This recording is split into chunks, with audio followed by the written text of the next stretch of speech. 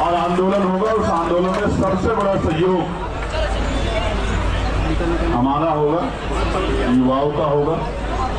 और इतना बड़ा आंदोलन होगा कि सरकार जो है संसद में भी घिरेगी और सड़क पे भी घिरेगी, संसद के बाहर भी घिरेगी। इस बात का मैं आपको विश्वास। चंद्रशेखर भैया फिर आपको कहता हूँ कि ये आंदोलन जिंदाबाद के लिए है ही नहीं। ये आंदोलन तो संघर्ष का आंदोलन, ये कामयाब हो इसके लिए भी मैं प्रकृति से संतों गुरु महान पुरुषों से मंगल कामनाएं करता हूँ। और यहाँ बैठा हर एक आदमी सुरक्षित रहे। मैं सोनम भाई के लिए और अपनी बहन के लिए, नेहा के लिए और तमाम सारे भाइयों के लिए प्रार्थना करता हूँ कि वो स्वस्थ रहे। बस मैं ये अपील करूँगा कि आंदोलन को शांतिपूर्वक रखना, क्योंकि वो पूरी कोशिश करेंगे कि आपके आंदोलन पर कोई सवाल खड़ा हो जाए।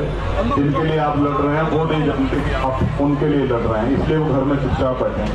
हर माँ चाहती है कि शहीद आजम चंद्रशेखर आजाद जी और सरदार भगत सिंह जी पैदा हों, लेकिन हो पड़ोसी के यहाँ, क्योंकि शहादत देनी जिन्होंने ये बुगुल फूका है, मैं उनका दिल की गहराई धन्यवाद करता हूँ कि उन्होंने जिम्मेदारी उठाई है। ये काम हमारा था, उन्होंने शुरुआत की है, हम उनको अकेला नहीं छोड़ेंगे, हम उनके साथ खड़े हर तरीके से। कामयाब होगा आंदोलन, जीतेगा आंदोलन और इस्तीफा भी होगा। मैं प्रधान जी के लिए कहूँगा, धर्मेंद्र प्रधान जी, जो मैंने मंच से भी कहा था कि कुर्सी तो है, तुम्हारा जनाजा थोड़ा ही है। अगर कुछ कर नहीं सकते तो छोड़ क्यों नहीं देते? अगर आपकी नैतिकता ही खत्म हो गई है तो कोई क्या कहे आपको कि आप लोगों के मरने का इंतजार कर रहे हैं। जनता आपको भूलेगी नहीं, जनता याद रखेंगे आपको, देश भी याद रखेगा, नौजवान भी याद रखेगा। पेपर लीक नहीं होना चाहिए, एनटीए जैसी एजेंसियों की कोई जरूरत नहीं है। फेयर सिस्टम हो, बच्चों के भविष्य पे हमला ना हो, बच्चों के भविष्य का खिलवाड़ ना हो, इसकी जिम्मेदारी सरकार की है। तो जवाब भी सरकार को देना पड़ेगा, किसी दूसरे देश की सरकार से जवाब नहीं मांगा जाता। कोई दूसरे देश के शिक्षा मंत्री इस्तीफा नहीं देंगे, वही देंगे जिनके नेतृत्व में ये हुआ। जब आप सलाह लेना चाहते हो कि हम ये पॉलिसी लाए, न्यू एजुकेशन पॉलिसी लाए, तो जो अपराध हो रहा है उसके सरे भी आप ही लो, आप ही लो और आप ही जवाब दो कि इन बच्चों के भविष्य को बर्बाद करने वाले को, जिनकी जान गई है, जिन बच्चों की, उनका जिम्मेदार कौन है? ये इंस्टीट्यूशनल मर्डर है, ये सरकारी सिस्टम के द्वारा हत्याएं हुई हैं, इसकी जवाबदेही सरकार की है।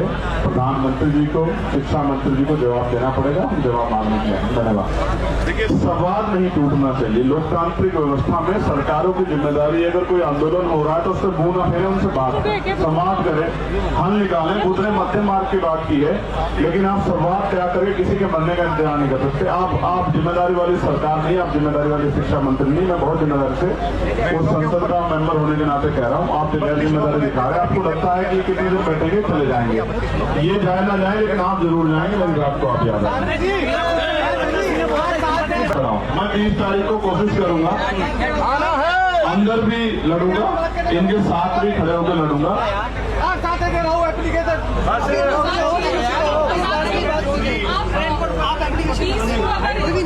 मैं पार्लियामेंट के अंदर भी लड़ूंगा, पार्लियामेंट के बाहर भी जब इनका मार्च होगा इनके साथ रहूंगा और कोशिश करूंगा कि जब मैं दिल्ली आ जाऊंगा, हाउस चलेगा, तो रात में भी इनके साथ रहूंगा। मैं अपने इन भाइयों को अकेला नहीं छोड़ूंगा जिन्होंने अपनी जान को दांव पे लगाया है, जो सरकार के साथ है। आपसे कह रहा हूँ, ये लोकतंत्र है, यहाँ सबसे ताकतवर देश का संविधान है और जो लड़ रहा है उसको देख के लड़ने वाले लोगों की संख्या रोज बढ़ेगी। मेरी बात का अभ्यास, दोनों चीजों का ध्यान रखेंगे कि धरना स्थल भी हमसे न छीने और हमारा मार्च भी।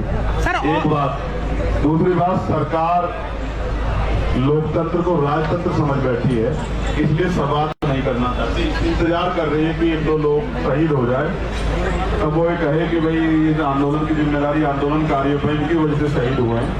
मैं फिर आपसे कहता हूँ, संवाद नहीं टूटना चाहिए। संवाद एक उचित माध्यम है समस्याओं के हल का। ये सरकार के खिलाफ लोग नहीं है, ये सरकार की नीतियों के खिलाफ लोग यहाँ खड़े हैं। सरकार को जनता ने चुन के भेजा है, तो सरकार की जिम्मेदारी है कि वो जनता जन भावनाओं का सम्मान करे। युवाओं को नकार के कोई सरकार नहीं चली, आप मेरी बात पे याद करना। उनका बस चले तो वो सोनम वांगचुक जी को भी कोई नाम दे दे, लेकिन इन्हीं सरकारों ने सम्मान दिया तो कर नहीं पा रहे।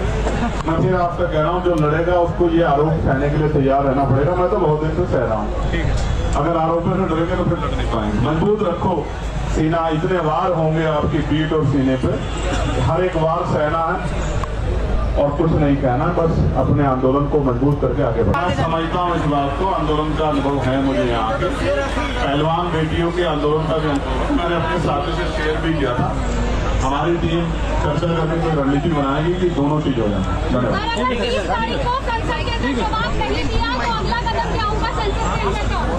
में भी चलेगी, 22 में भी चलेगी।